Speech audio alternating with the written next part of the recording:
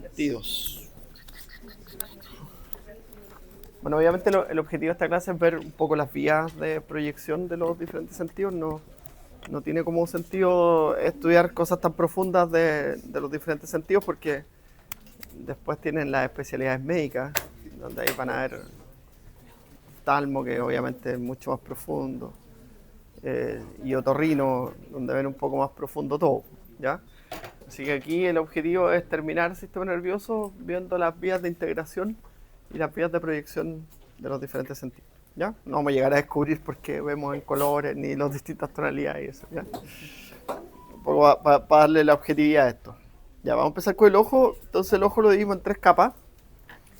Una capa externa, una capa intermedia y una capa interna. La interna es la retina, donde está el epitelio nervioso que transforma la señal, ¿cierto?, en la visión.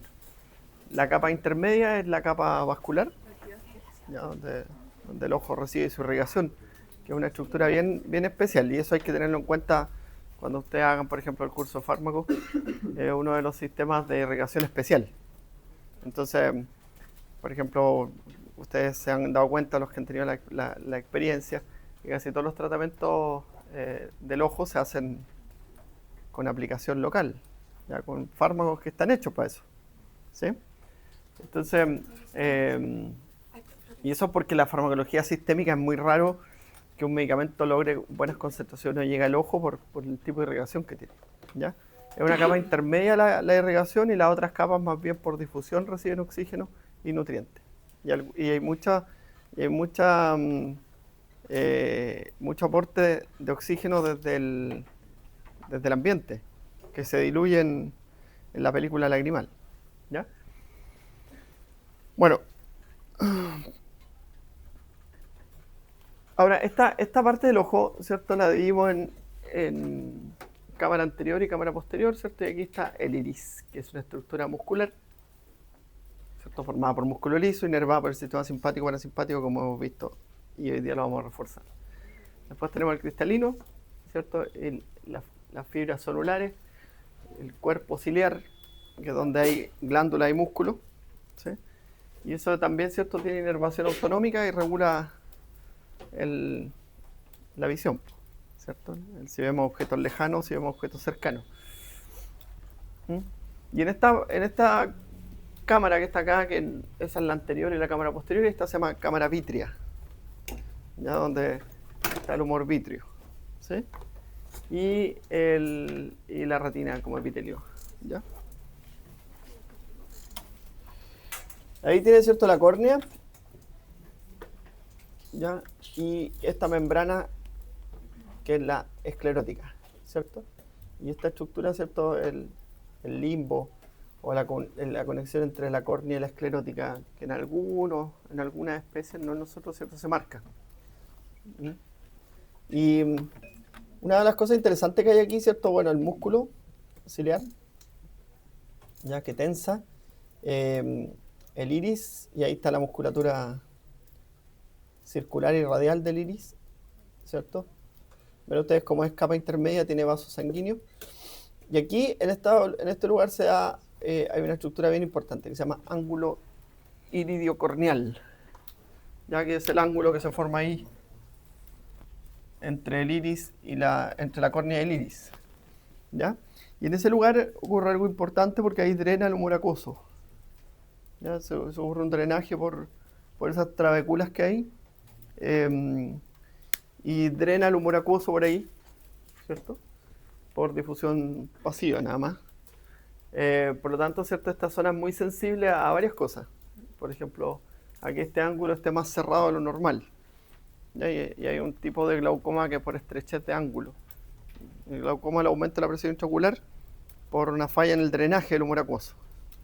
Y puede haber, ¿cierto?, un glaucoma por estrechez de ángulo, puede haber un glaucoma por un proceso inflamatorio, y ese proceso inflamatorio va a hacer que proteínas inflamatorias, ¿cierto?, estén en esta zona y bloqueen el drenaje, ¿ya? Entonces,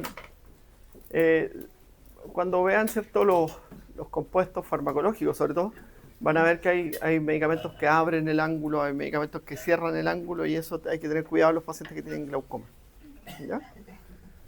Eh, Obviamente abrimos el ángulo si cerramos la pupila, ¿cierto? Y cerramos el ángulo si se abre la pupila. ¿Ya? Bueno, y por aquí están, ¿cierto? No se ve muy bien, ¿cierto? No, esto está reflejado como músculo, pero aquí están las glándulas que secretan este humor acuoso que tiene un drenaje así en esta forma. Y aquí lo van a ver en la otra figura. Eso. ¿Ya? Entonces de ahí se libera de la cámara posterior, ¿cierto? Este humor acuoso y drena en la cámara anterior. ¿Ya?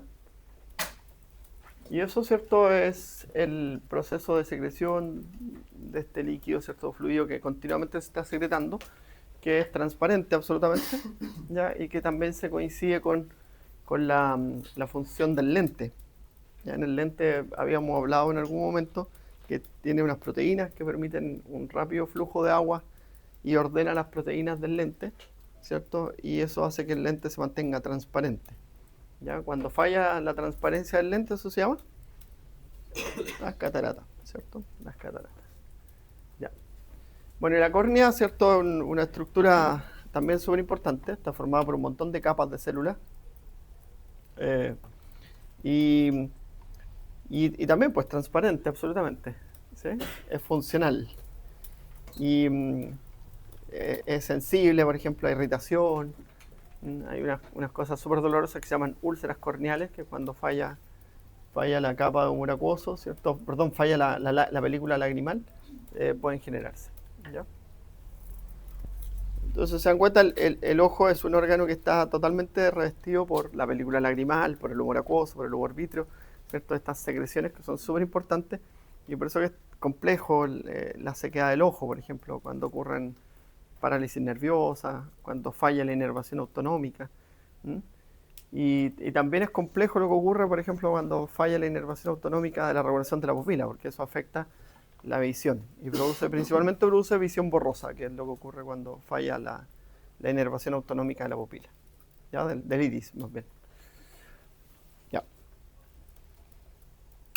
Ahí, bueno, una figura que muestra muy bien, ¿cierto? Las capas vasculares, la capa intermedia, ¿cierto?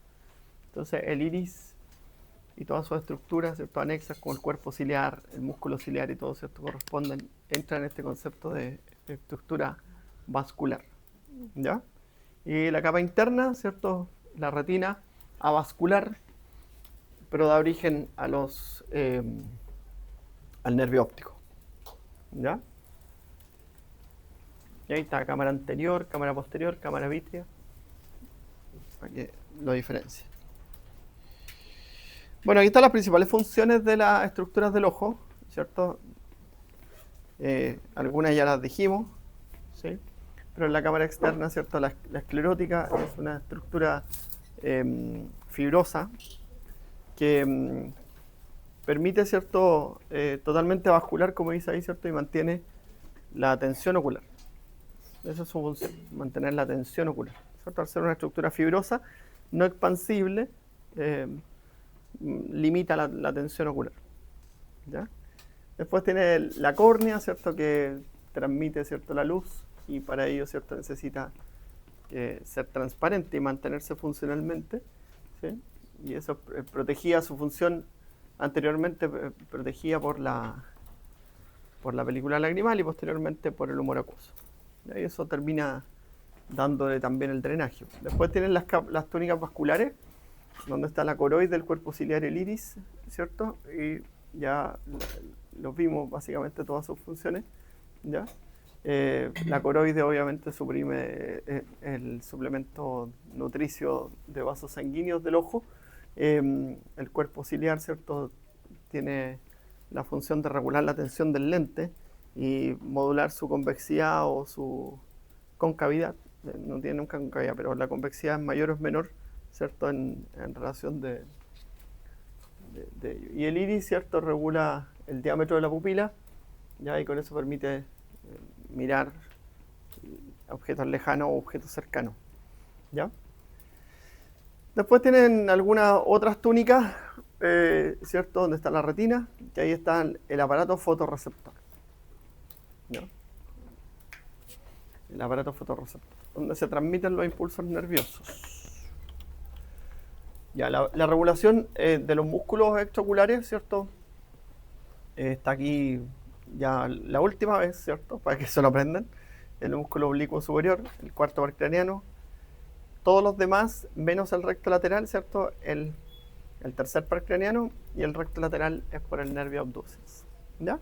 Y eso tiene un control motor consciente en el área de fijación visual, ya que está ubicada en la corteza premotora, ¿sí? Y tiene un control inconsciente autonómico, ¿cierto? Que es controlado por el fascículo longitudinal medio, ¿sí? Y eso proviene del núcleo vestibular. Entonces tiene un control piramidal y un control extrapiramidal, si lo dijésemos de esa forma, ¿ya?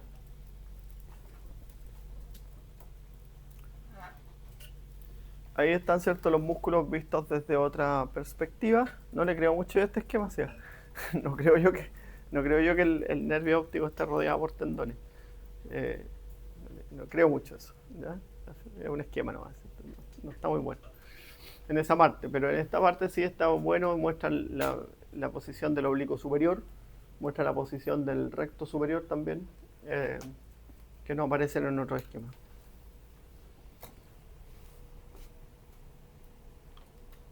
Y ahí está el área de fijación voluntaria.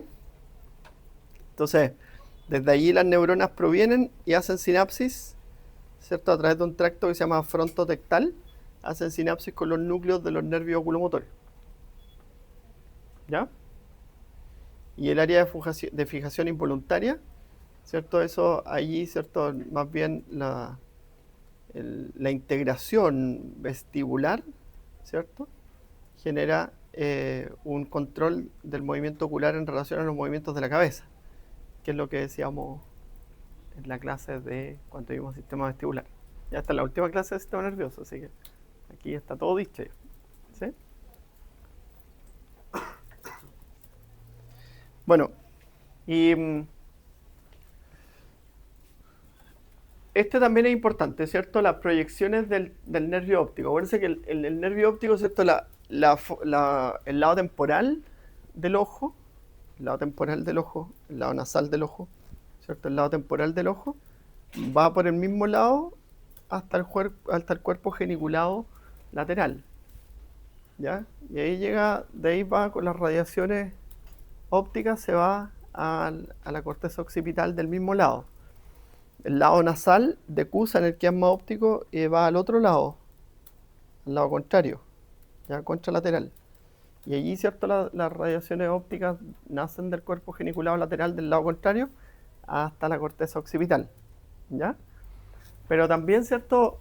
Se muestra, y lo principal que se muestra en este esquema, ¿cierto? Es que este quiasma óptico también sirve para llevar la información decusada, ¿ya?, anteriormente al núcleo pretectal.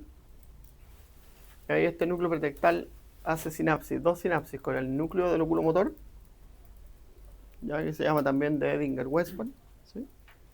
Y desde allí, ¿cierto?, emergen vías aferentes que hacen sinapsis con el ganglio ciliar, que es del parasimpático, ¿cierto? Y allí se controla el diámetro de la pupila, ¿ya? De haber una falla en el tracto óptico, ya sea de cualquiera de los ojos, ¿cuál sería la manifestación clínica? En el tracto óptico, una falla en la proyección. Pero tienes que ver, ¿cierto?, si es el tracto óptico o la cintilla óptica. Porque si en el tracto óptico, que sería este, ¿cierto? Si en el tracto óptico se afecta el campo visual nasal y el campo visual temporal de este lado. Y solamente se afectaría el de ese ojo. Claro, y eso es lo que tienes que ver. O sea, se afecta la visión de los dos ojos, pues, porque se afecta el campo nasal del lado contrario y el campo temporal del otro lado. Entonces tienes que aprenderte esto, eso que acabamos de conversar, ¿cierto? Que este ojo y este ojo, ¿cierto? Este va por el mismo lado y este va al lado contrario, ¿sí? Y este va al lado contrario y este va por el mismo lado, ¿ya? Entonces esto forma. Entonces si tú tienes una lesión aquí, se afecta a este y se afecta a este.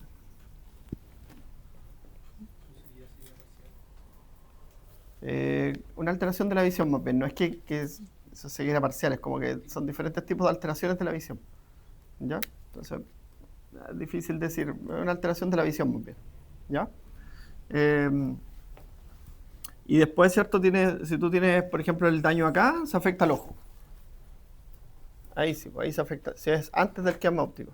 Y eso se llama cintilla óptica. ¿Sí? Eso es lo mismo acá, lo del ipsilateral. Claro. Esto es ipsilateral y esto es contralateral. O sea, y cada nervio tiene su porción ipsi. Claro, pero tienes que individualizar si la lesión es en la cintilla óptica o en el tracto óptico y eso genera cambio en el campo visual. ¿Me entiendes? Y esa es el quiasma entonces. El quiasma óptico. El quiasma óptico. Ya. Y esta es la forma en cómo responde, por ejemplo, frente al reflejo pupilar, ¿se acuerdan? Entonces, al aplicar luz en este ojo, ¿sí? El ojo responde, ¿sí? Pero también el otro responde por la interconexión que ocurre aquí y la interconexión que ocurre acá. ¿Ya? Entonces, ahí están, ¿cierto? Todas las variantes de cuando, por ejemplo, falla la respuesta parasimpática o que tú tienes que ver, ¿cierto? Ir al otro ojo y examinar, ¿cierto? Si el reflejo está cruzado, si está alterado eso, ¿cierto? Y esas 1000 variantes de preguntas existen de esas, ¿cierto? Entonces, si yo, por ejemplo, enfoco este ojo y este ojo responde, pero el otro no responde, quiere decir que la vía parasimpática de este ojo está alterada. ¿Ya? Y si yo enfoco este ojo y este ojo responde, pero sigue sin responder, confirmamos que es la vía parasimpática. Y es un análisis que tienen que ir haciendo ustedes, ¿no? ¿Ya? Que ahora tenían que haberlo hecho a esta altura, ¿sí? Porque la prueba era ¿cuándo? ¿En la mañana? Sí. Cuéntame. ¿Pero el ipsilateral y el contralateral llevan información autonómica distinta? ¿O llevan No, exactamente la misma. Sí, el concepto de ipsilateral es el mismo lado y contralateral es el lado contrario. Es un concepto nada más. ¿Ya? Bueno.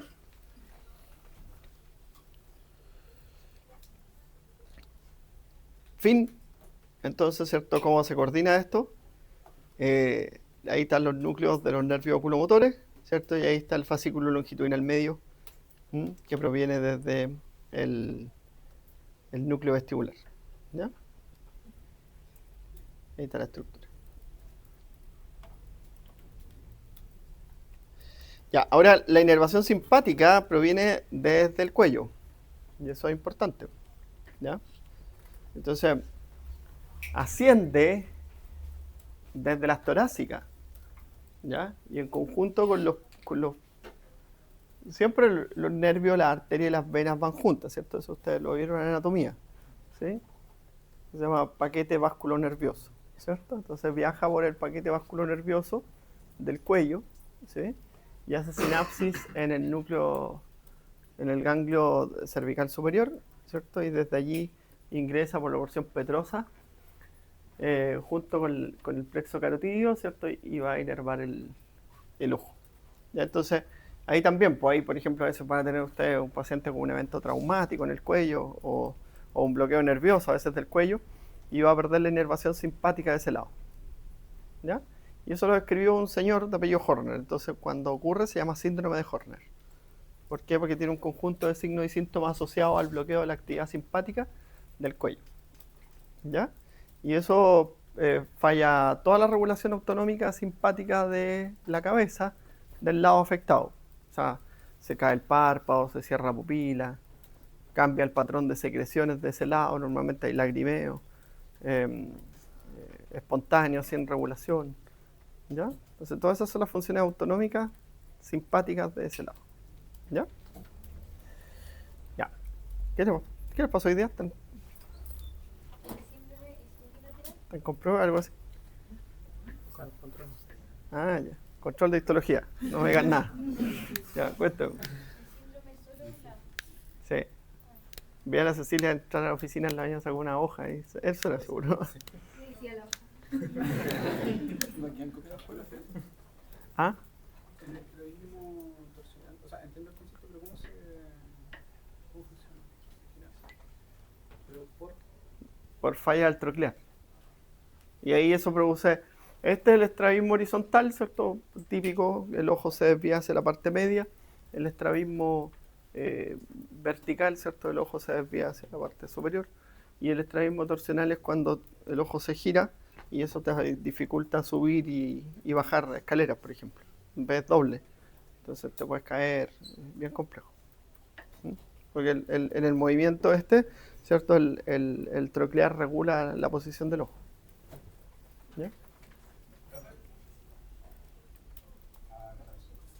El signo de la miosis, es decir, que el paciente como que se le aplica el reflejo directo o indirecto, pero no tiene miosis, puede producirse por una vía alterada parasimpática y además por la pérdida de inervación simpática. Sí, se puede perder por la pérdida de la inervación simpática o por la activación parasimpática. Es por activación, no es alterado. Activación parasimpática. O sea, si yo aplico luz, ¿cierto? En el ojo de Laura se cierra la pupila, y eso es lo que debería ocurrir. Y se cierra la pupila del mismo lado iluminado y del lado contrario. Y eso debería ocurrir. ¿Ya? Ahora, si tú ves, por ejemplo, un paciente con anisocoria, que una pupila dilatada y la otra cerrada, eso es una alteración. ¿Ya? Y también cuando las pupilas no responden, eso lo califican como pupilas arreactivas. ¿Sí? Ya, entonces de tener claro, ¿cierto?, que la vía parasimpática viene del tercer par craneano y la vía simpática viene desde las cervicales. ¿Ya? El plexo braquial. Entonces hay un tipo de anestesia, un bloqueo anestésico que se llama bloqueo del plexo braquial. Lo ponen por detrás de la escápula, infiltran anestesia y eso permite hacer procedimientos en la mano y en el brazo. Te tienen que operar en la mano, no sé, no te anestesian generalmente, que es una ventaja. ¿Ya?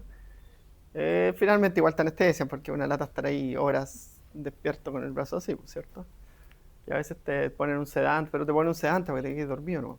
No te ponen bajo los efectos de la anestesia general. Es una ventaja. Pero una de las desventajas que produce es que genera pérdida de la activación simpática, porque asciende desde ahí, pues del plexo braquial, asciende. Entonces los nervios son todos juntos. ¿Ya? Y a veces, ¿cierto? También a algunos anestesistas no les gusta mucho porque puede provocar alteración de la inervación simpática cardíaca, que está al ladito. Entonces, en algunos prefieren un bloqueo que se llama bloqueo de Beer, que es, le ponen un torniquete y le infiltran anestesia. Y normalmente lo hacen para hacer lavados quirúrgicos cuando tuviste una herida fea, ¿cierto? Te hacen porque la infiltración no te va a resultar ahí en el lugar. ¿Sí? Ya. Ahí está. Qué mejor. Está clarito, ¿cierto? Ahí está, dice del ganglio cervical y desde el nervio oculomotor. ¿Ya? Ahí arriba no hay ganglio porque el ganglio simpático está en el cuello. Está lejos del órgano blanco. ¿Ya?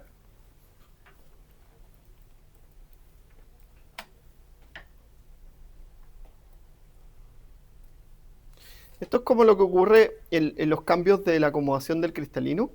Es distinto a lo otro. Y ahora, pero esta acomodación visual cercana y lejana también es controlada autonómicamente, ¿cierto? Entonces el sistema parasimpático permite la acomodación visual a objetos cercanos y el sistema simpático permite la acomodación visual a objetos lejanos. ¿Ya? Y ahí está como cambia. Entonces dice que se produce una descarga parasimpática al músculo ciliar, se contrae el músculo ciliar, se relajan las fibras sonulares y el lente, ¿cierto?, se vuelve un poco más esférico. Y eso permite ver objetos. Mira, para allá, pues, mira, lee ahí, pues. ¿Qué objetos permite ver el parasimpático entonces? Cercano. ¿Listo? Entonces, en la...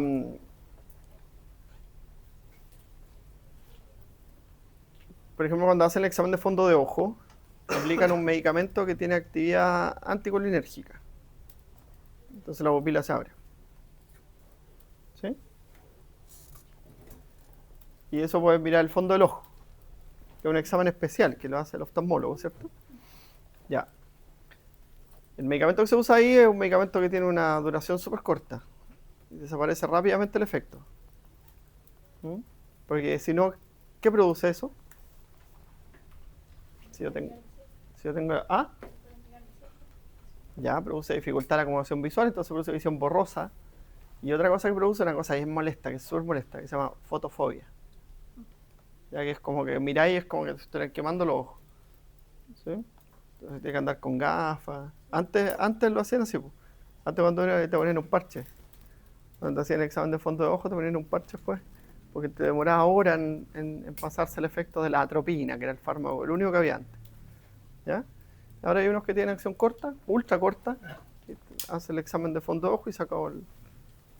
¿Mm? Todavía lo hacen, parece usted, ¿no? El examen oftalmológico en algunos operativos, por ahí. Porque en la oficina está el fármaco en una cajita. Porque no sé para qué lo hacen. Encuentro que es un poco invasivo. Profe, ¿Sí? con respecto a la acomodación del cristalino, yo tenía entendido antes de que actuaban ambos sistemas, simpático y parasimpático, pero leí en algún libro, no me acuerdo si era en el Purgo, que es principalmente el parasimpático. Parasimpático, sí. No actúa mucho en eso. No, el simpático no. Porque el simpático cuando se estimula la actividad simpática y se abre la pupila, ahí el simpático participa. Y eso genera inmediatamente una desactivación de la vía parasimpática en el cuerpo ciliar y eso produce una mayor tensión en el cristalino. Pero no es que actúe directamente. No actúa directamente. No hay receptores. Y ahí está el rango de acomodación visual. Pues, ¿qué es lo que es esto? Con la edad. ¿Ven?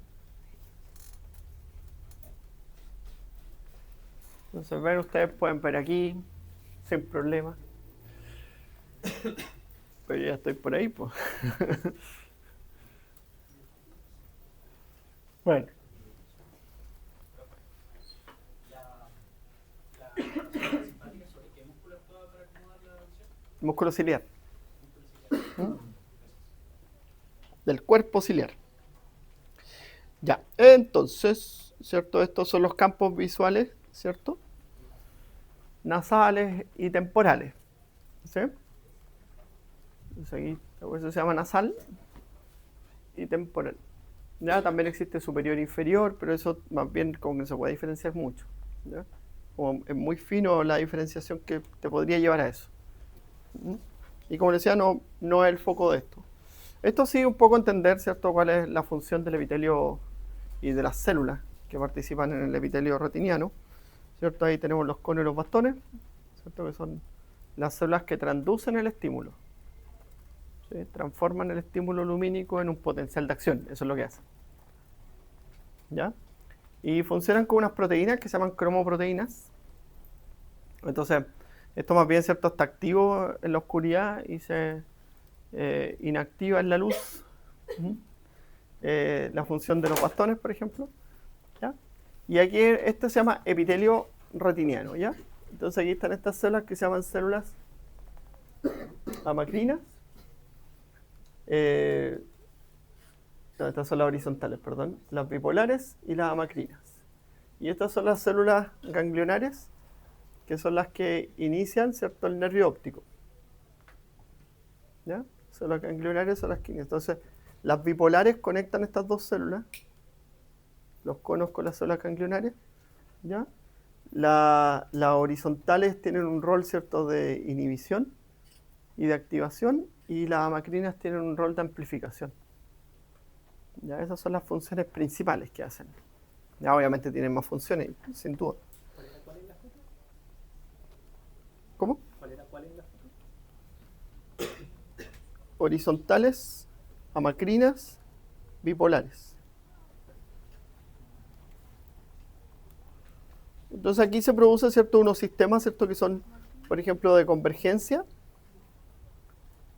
que lo hacen los bastones, ¿cierto? Y de no convergencia, que lo hacen los conos. ¿Ya? Y ese es como un sistema de regulación nerviosa, ¿cierto?, que que tienen las dos células. Convergencia es que varias células convergen en una sola célula ganglionar. Y la no convergencia es que se transmiten de forma independiente. Esa es la diferencia. ¿Se dan cuenta que hay como una ganglionar para cada cono? Y aquí hay una ganglionar para varios bastones. ¿Ya? Y eso determina, ¿cierto? Por ejemplo, la capacidad de adaptación. ¿Ya? Entonces los conos tienen una capacidad de adaptación reducida en la oscuridad. En cambio los bastones tienen una capacidad de adaptación amplia en la oscuridad. Por eso pasa que cuando apagan las luces, después de un rato usted ve sombras, ¿sí? Diferencia objetos fácilmente. O al inicio, no. Al inicio vemos todo oscuro, ¿sí? Pero después de un rato logramos adaptarnos. No tenemos visión nocturna, pero nos logramos adaptar a la oscuridad. ¿Ya? Bueno, yo creo que eso con el tiempo se va a empezar a perder, ¿no? Porque cada vez nos exponemos menos a la oscuridad. Profe, consulta. ¿Cuál es la diferencia del estímulo que reciben los conos y los bastones? El tipo de transducción de la señal, ahora lo vamos a mirar. ¿Ya? Ya, ese es el campo visible de luz, ¿cierto? Esto para que lo tengan en cuenta. Entonces, mira, aquí están las microondas, infrarrojo, ultravioleta, rayo X, los rayos gamma. Ya que tienen distintos usos. Los rayos X usted ha radiografiado, ¿sí? La radioterapia, ¿ya? La microonda, el microondas de la casa.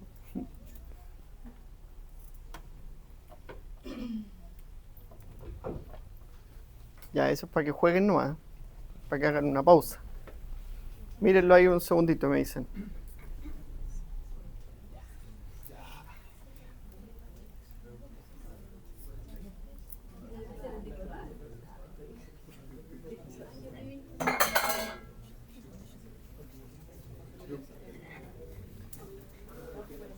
Ya, aquí vieron arriba.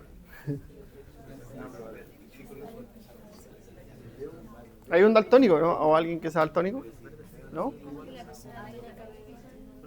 Sí, pues.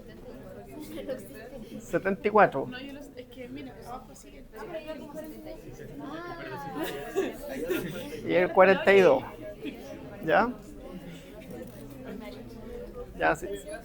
Se hicieron el examen, ¿cierto? Y si no tienen sueño. Ahora si vieron un basófilo, necesitan ayuda. Ya, y ahí está, ¿cierto? Lo mismo del campo visual. Hace un ratito lo vimos.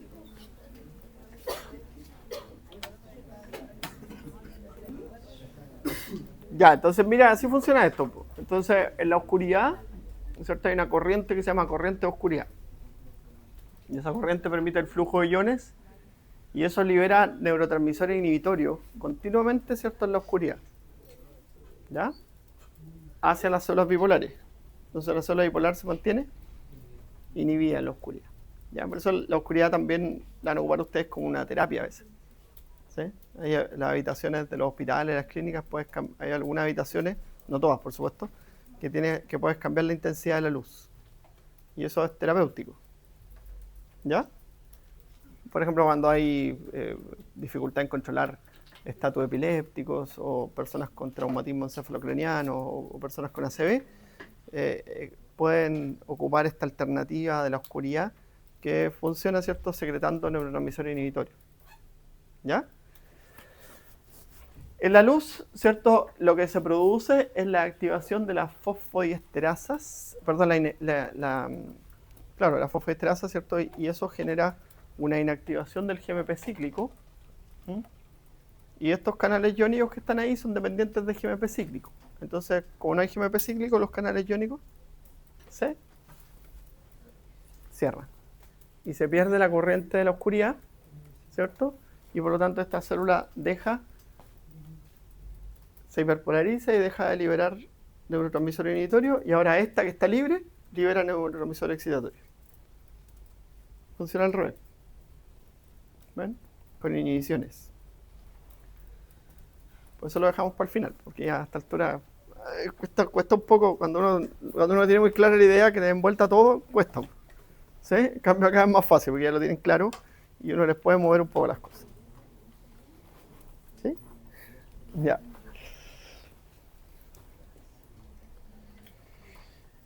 Ahí está. Entonces, esto lo vimos en alguna clase, ¿cierto? Como ejemplo.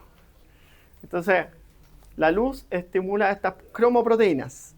Estas cromoproteínas son proteínas que en su etapa de biosíntesis necesitan la vitamina A. ¿Ya? Por eso que es tan importante la vitamina A, que nuestro cuerpo la almacena. ¿Vieron hígado en histología? ¿No? Ahí van a ver una célula que se llama célula estrellada y ahí se almacena la vitamina A. ¿Ya? Es la principal fuente de vitamina A. Y me caen bien las vitaminas, las células estrelladas, porque son buenas, pero a veces son malas. Se me gusta su dualidad de funciones.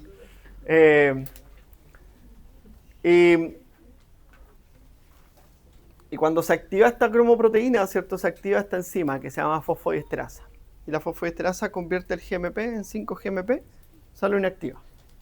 Y de esa forma, ¿cierto? Esos canales iónicos que son dependientes de GMP se cierran. ¿Ya? Son de sodio y calcio, no son solo de sodio, pero está bonito el esquema. Y eso los cierra. Entonces, eso se llama corriente de oscuridad, que está activa mientras estamos en la oscuridad. Y esta, ¿cierto?, es el fin de la corriente de la oscuridad, que permite la inactivación de esta célula, la hiperpolarización de ella y la activación de la bipolar. ¿Sí?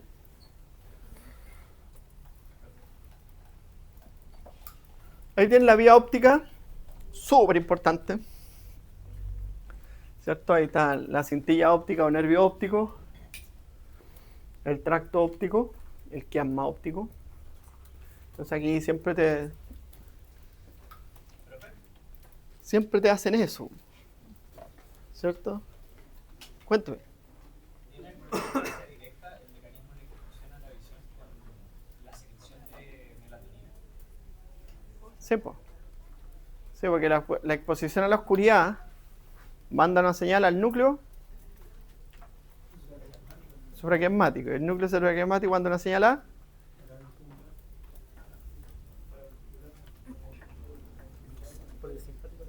voy a hacer lo de Sergio. Sergio puede hacer esas cosas porque es el director. Pues. Yo no puedo. Una pelota y le tira la pelota a los que no responden. Cuando tengan clase con él, lo van a ver. Bueno, manda una señal al centro autonómico. Y del centro autonómico se activa la vía simpática. Y la vía simpática estimula la glándula pineal para producir melatonina. Ciclo circadiano. La primera clase que entra en esta prueba. ¿Ya? Vayan a la malla y vean cuántos créditos tiene histología. ¿Cuántos créditos tiene fisiología?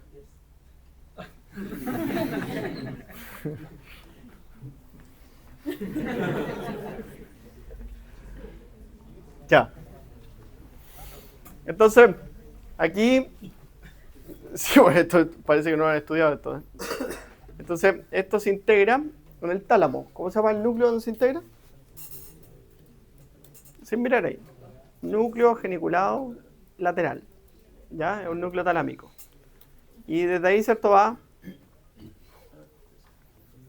Ya. Y esto, el colículo superior, ¿qué hace?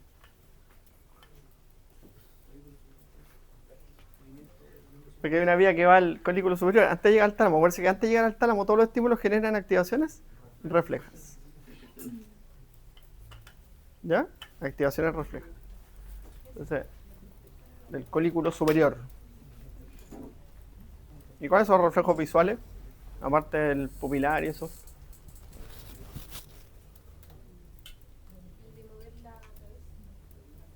¿Ya? Pero esos son posturales que están ahí. Ya vimos la integración, ¿cierto? Integración vestibular. Pero los reflejos visuales son, por ejemplo, cerrar los ojos, ¿sí? Retraer el ojo frente a irritantes, ¿sí? Porque cuando tú estás con un irritante, el ojo se retrae, se va hacia adentro. Se llama reflejo corneal. Que no se hace, por supuesto no se hace porque es antihigiénico, pues, poner algo ahí para que el ojo se vaya para atrás. ¿Cierto? Pero son reflejos visuales.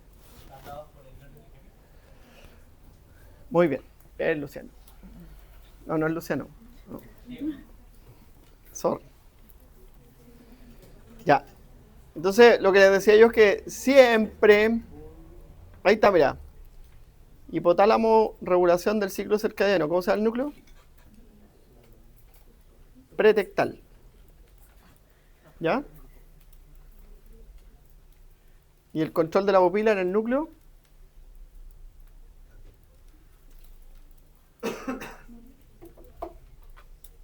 No, este es supraquiasmático y este es el núcleo pretectal. ¿Ya?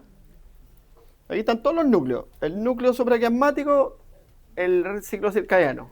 El núcleo pretectal, el control de la pupila.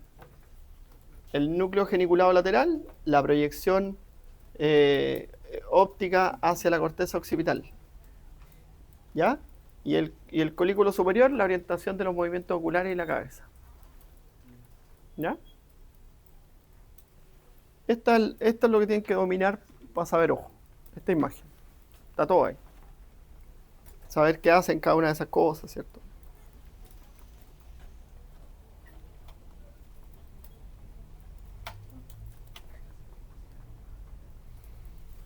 Y ahí hay un comparativo, ¿cierto?, entre los conos y los bastones, ¿cierto? Entonces, y eso se diferencia solo en la visión no en colores y la visión en colores, ¿cierto? Tienen una alta sensibilidad y funcionan, ¿cierto?, en luz tenue, ¿ya? Y los conos tienen baja sensibilidad y funcionan, ¿cierto?, en la luz alta o la luz brillante, ¿cierto?, como veis ahí.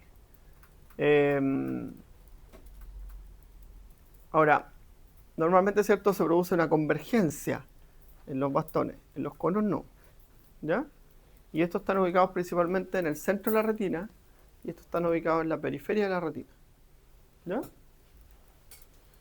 Y eso. Y la convergencia determina la agudeza visual. Entonces, poca agudeza visual, mucha agudeza visual o alta agudeza visual. Y eso es lo mismo que estudiamos antes, cuando habían campos receptivos pequeños, más sensibilidad. Acá, ¿cierto? Si convergen todos en una neurona ganglionar, ¿cierto?, quiere decir que va a tener menos sensibilidad. Es lo mismo, menos agudeza visual. Eso igual tiene que ver con lo de la inhibición lateral. ¿Sí? También.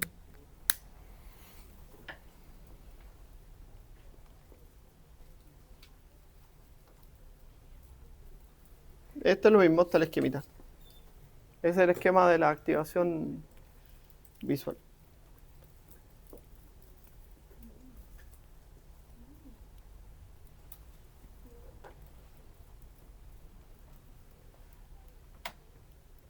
Y ahí estos son los 3 colores básicos. Los demás, ¿cierto?, son un invento, ¿no?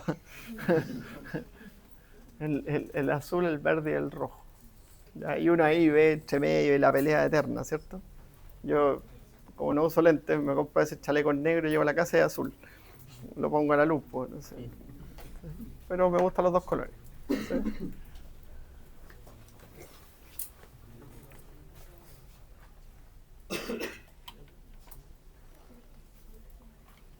Ya, salgamos del ojo porque esto es repetitivo, ¿no? ¿Cómo afectan las pantallas a la visión? Porque uno sabe que es dañino porque cada vez... Disminuyen una de las cosas que produce eso es disminuye las veces que parpadea. Y eso genera irritación. Entonces tú estás más tiempo así. Y eso produce resequedad del ojo y un montón de cosas más. Ahora, la película lagrimal no la incluí yo aquí, pero la película lagrimal tiene 3 componentes. Mucoso, acuoso y seroso. Y eso, o lipídico, perdón. Mucoso, acuoso y lipídico. Y son 3 tipos de glándulas distintas. ¿Ya? Y eso es controlado por el sistema parasimpático. Y la lágrima drena hacia la cavidad nasal. ¿Sí? no es tan importante en esta situación. Seguramente en oftalmología le van a asignar una alteración del drenaje de la lágrima o una alteración del tipo de glándula, ¿ya? Pero cualquiera de los 3 componentes disminuye o afecta algo que es súper importante, que es la tensión superficial.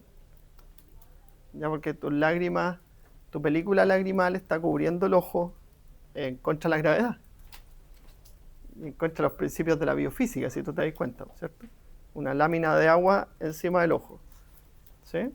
Y que está, incluso está afectada, puede estar afectada por el parpadeo, ¿sí? Y cuando lo estimulas, ¿cierto? Aumenta por irritante, o disminuye, ¿sí? ¿Y qué lo aumenta? El parasimpático, y lo disminuye el simpático, ¿ya? Pues el simpático va a producir ojo seco, por ejemplo.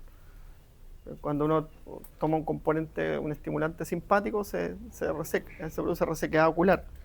Y a veces es grave porque eso produce irritación. Tienes que usar lágrimas artificiales, ¿ya? Cuando tiene el ojo rojo, ¿qué se ponen? Las gotas para el ojo. ¿Y qué tienen las gotas para el ojo?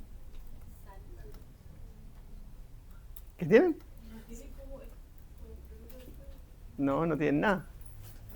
De hecho son estériles, libres de residuos, libres de sales, libres de todo. Es solo fisiológico. Pero tiene si no produce vasoconstricción, pues tiene que tener algo. Porque las que ponen los lentes de contacto ustedes son de la composición similar, pero hay que ponerla en eso, ¿sí? No pongan lente de contacto en agua de la llave porque es terrible, ¿sí? Porque eso tiene residuos. Y el material de uso oftálmico se llaman colirios, la forma farmacéutica oftálmica. Esa es la forma. Y el colirio es una preparación especial, libre de excipiente, libre de residuos, libre de un montón de cosas. Estéril, ¿cierto? Absolutamente. ¿Qué son eso? Gotitas para el ojito. Gotitas para el ojito. Y tiene un compuesto que se llama nafasolina. ¿Qué hará la nafasolina?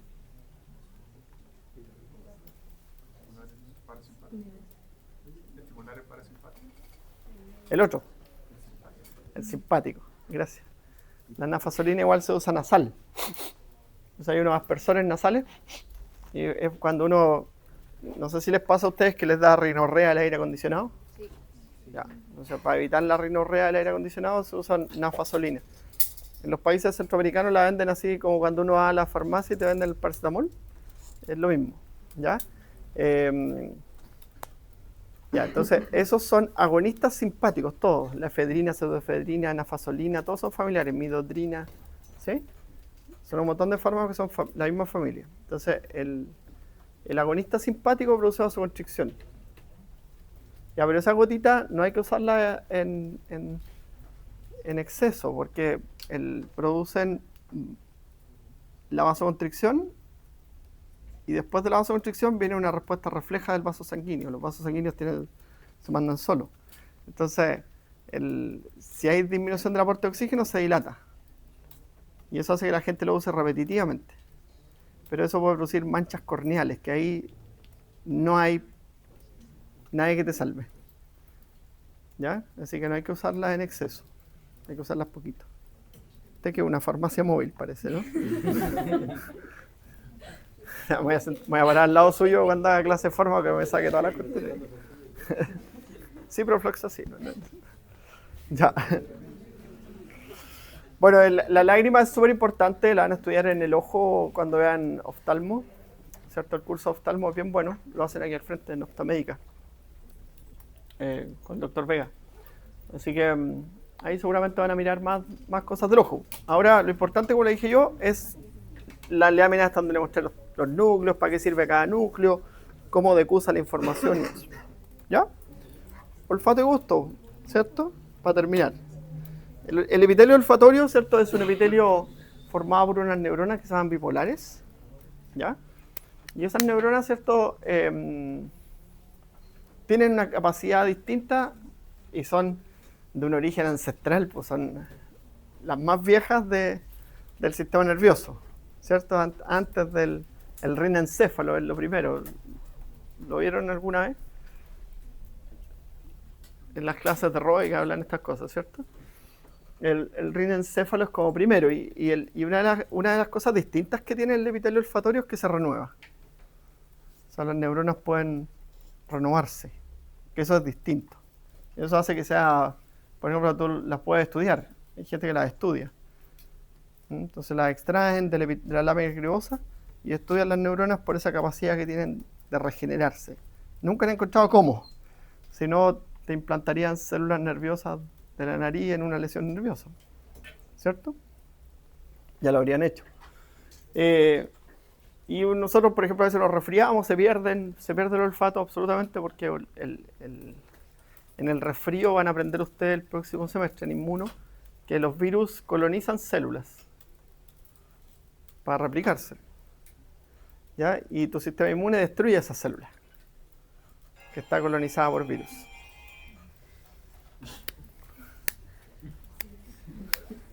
Te está llamando.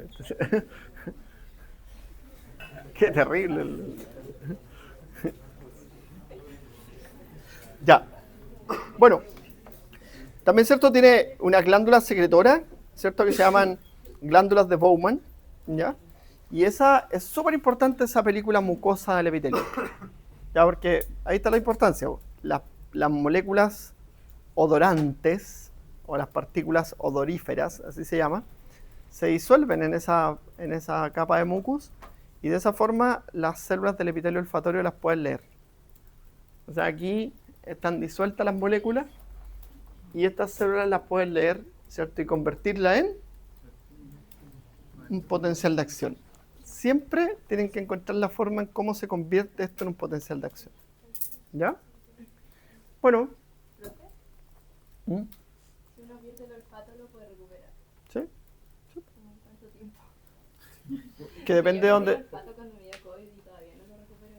Depende de dónde, cómo sea la anosmia, ¿cierto? Si ya afectó a células del tracto olfatorio, ¿cierto? Ahí es más complejo. Pero cuando es solo periférica es más rápido. Si tú te resfrías, pierdes el olfato y lo recuperas. A veces se pierde porque se dañan las células olfatorias y a veces se pierde porque hay mucha secreción mucosa que te impide oler, ¿ya? Pero debe haber sido más un daño al nervio olfatorio. Cuesta. Profe, y en el Parkinson, porque en el Parkinson no sé si técnicamente se pierde el olfato, pero sí es como una pérdida de la noción del olfato. Claro, porque todas las enfermedades neurodegenerativas, como el Parkinson, el Alzheimer, ¿cierto? Afectan a todas las células nerviosas. Entonces, si bien la sintomatología es característica de algunas, ¿cierto? Como el Alzheimer, la pérdida de la memoria, y el Parkinson, la alteración extrapiramidal, pueden verse afectadas otras funciones. Y finalmente, cuando por ejemplo se afectan las funciones vasomotoras, cuando se afectan las funciones respiratorias, cuando se afectan las funciones autonómicas, los pacientes pierden la vida, ¿ya? Pero es una enfermedad neurodegenerativa en curso que afecta a distintos grupos de neuronas, ¿ya? Por sintomatología se clasifican en las diferentes enfermedades conocidas, ¿sí? Pero si viene un proceso neurodegenerativo de todas las neuronas, así que puede verse afectado el olfato y el gusto también, ¿ya? Y a veces tú dices, oye, una persona tiene Parkinson y no reconoce a sus familiares, eso parece más Alzheimer, pero es un Parkinson, porque está diagnosticado como Parkinson porque hay una lesión de las neuronas del área de la corteza nigroestriada, pero inició por ahí, pero su manifestación más bien es cognitiva.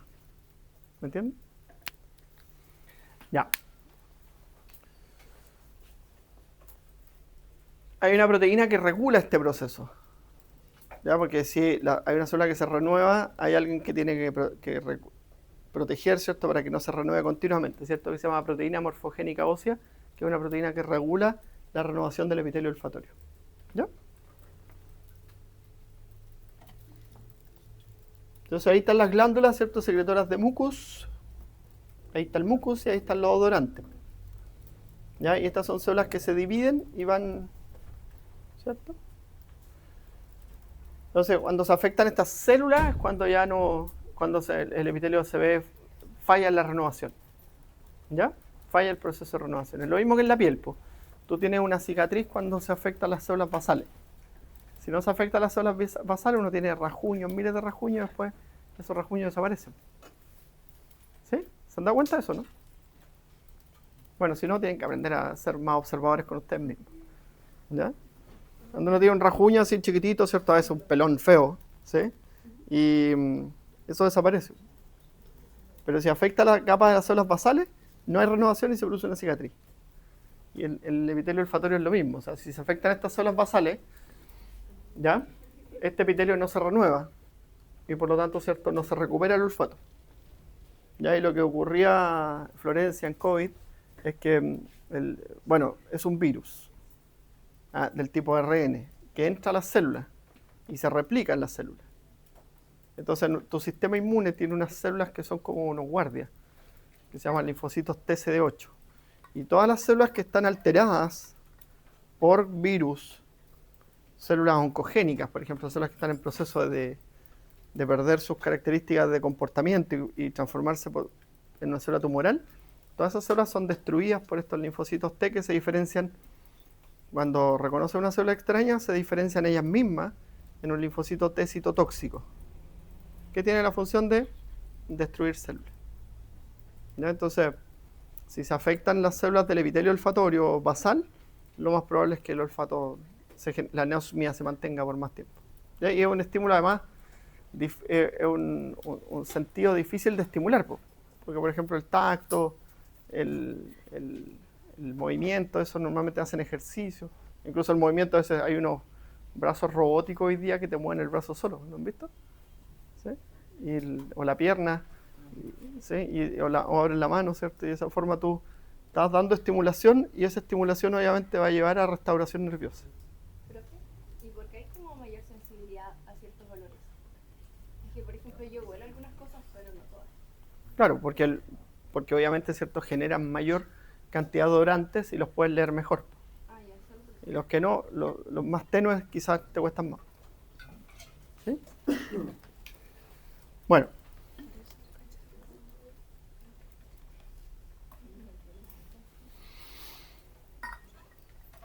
Ahora, los odorantes, ¿cierto? Nunca vamos a llegar a leer el odorante, pero las moléculas odorantes, ¿cierto?, se leen por receptores acoplados a proteína G.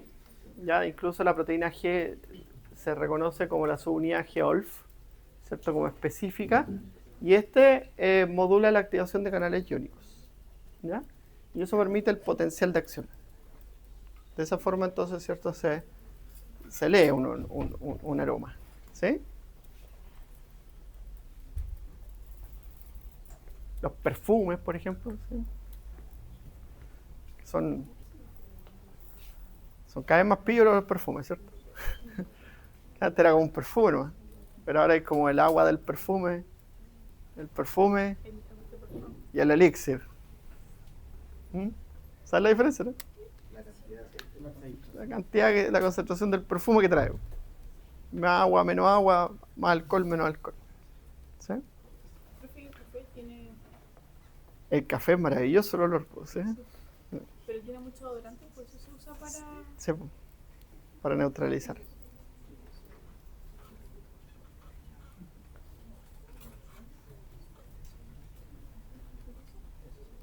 Ya, entonces la proyección, ¿cierto?, de esta es hacia el bulbo olfatorio, ¿ya?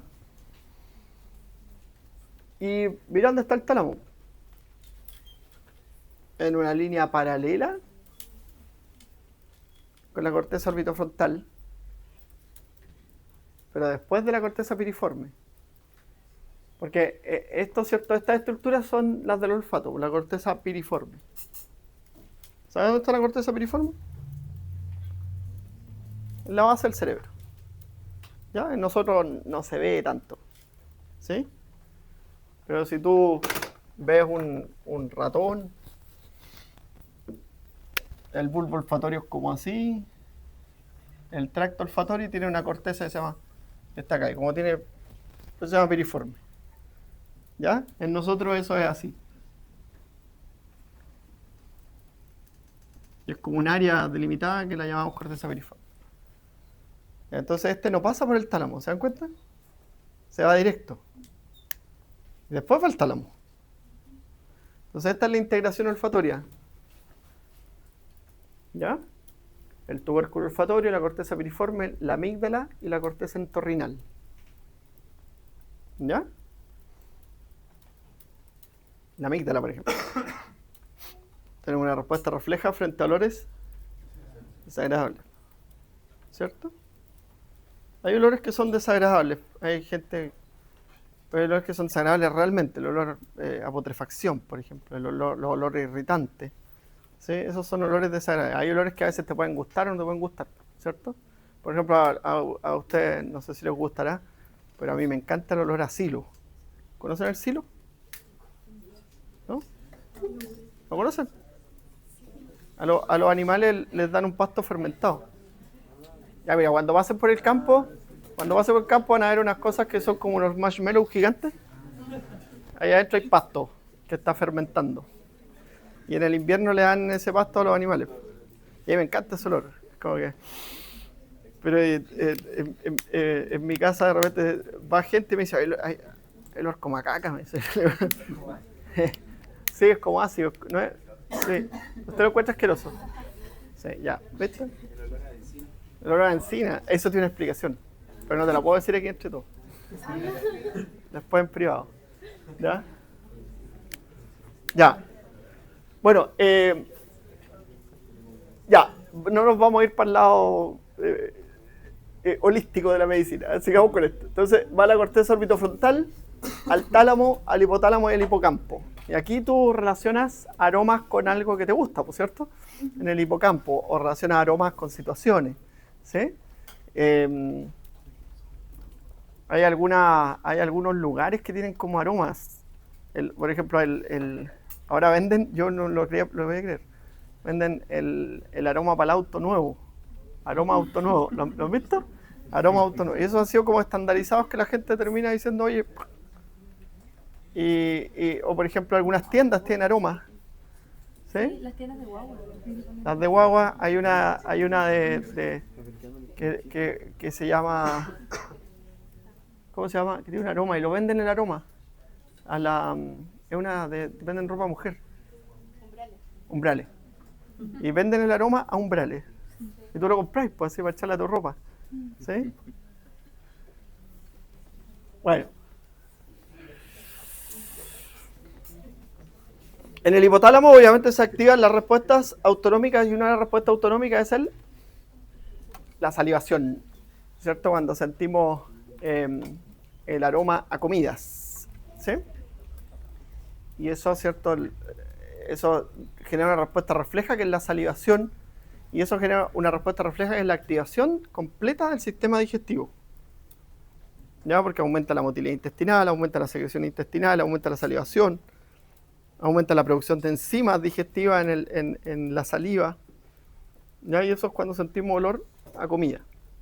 Por eso que el olor a comida es un riesgo para la salud de un grupo de enfermedades. Las enfermedades asociadas a la hipersecreción ácida. ¿Sí? Por ejemplo, el Helicobacter pylori, la úlcera gástrica, la dispepsia, todas las enfermedades que están asociadas a la hipersecreción ácida tienen como riesgo el sentir constantemente aromas a comidas. Por eso que ahora es como que institucionalizado en las casas las campanas, ponte tú. Entonces no hay olor a comida en la casa entera. ¿Ya?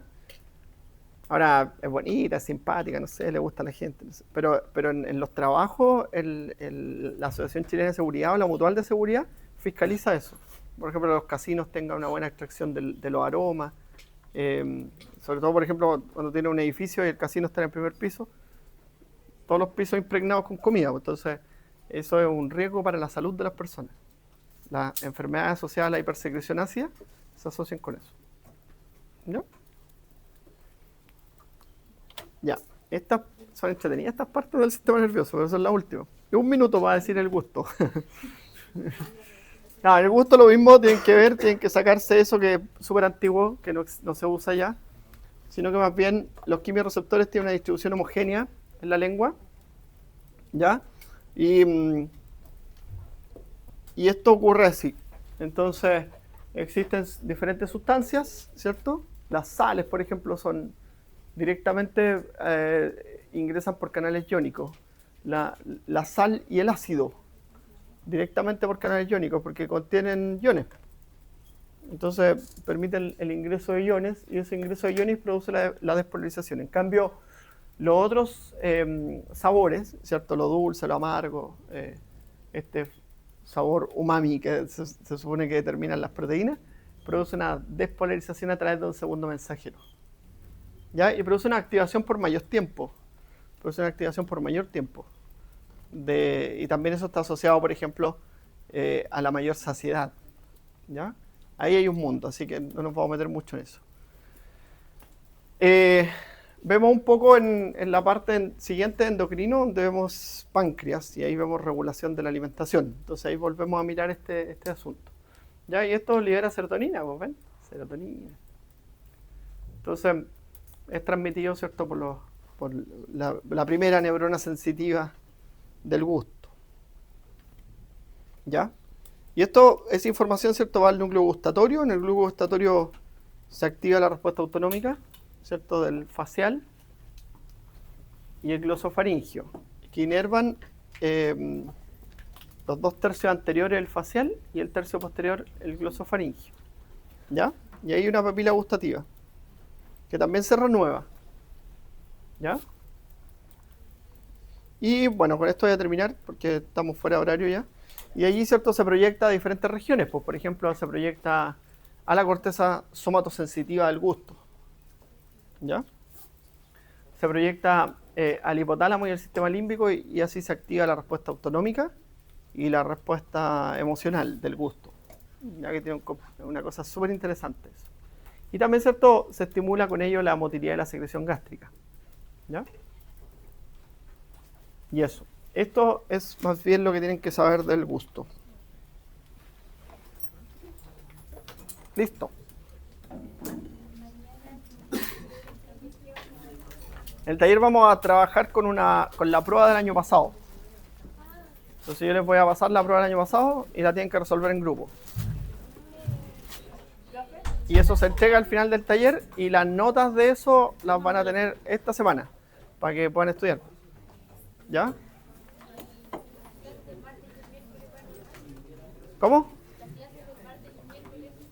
¿Sí? ¿Por qué? Y vamos a hacer un repaso en una. El miércoles yo prefiero.